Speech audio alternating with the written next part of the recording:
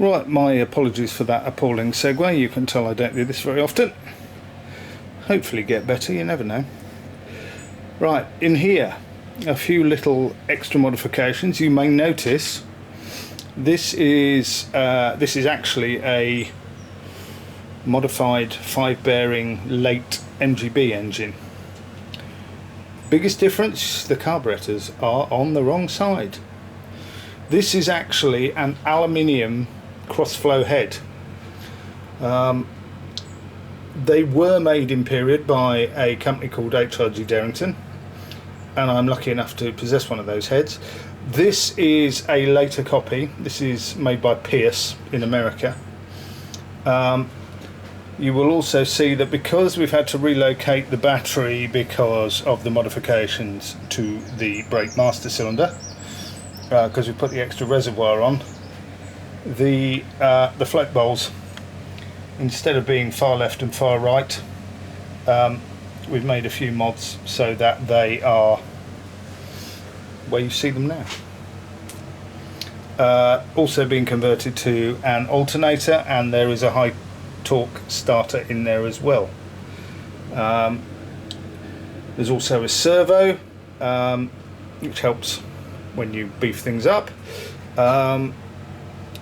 It also has a Darrington pattern long centre bore exhaust pipe. Again, all a bit boring really, but does make a wonderful noise.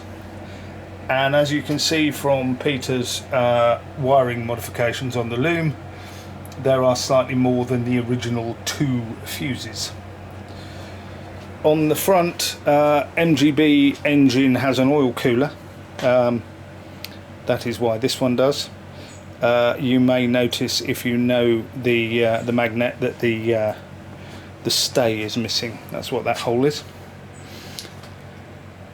Also, I have done away with the overriders on here, and I happen to find in Peter's loft a set of very rare 1950s Sibby body mounted spotlights with quartz halide bulbs, no less, which I put in roughly the same place, but I have to say I think they look a lot nicer than the old Lucas ones.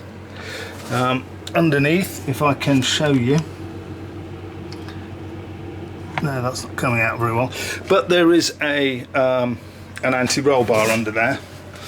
Again, a modification from the wonderful Vic Darrington that was done in period.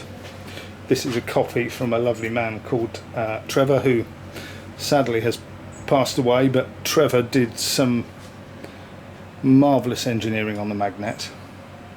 This one is also been recently fitted with Spax adjustable rear dampers, so it goes rather well. If you were at Cop Hill, this has actually been to quite a lot of events, but if you've been to Cop Hill in the last couple of weeks, you will have seen this going up the hill on both days, and it behaved admirably. If you've got any questions or any comments, then please make them, unless they're rude.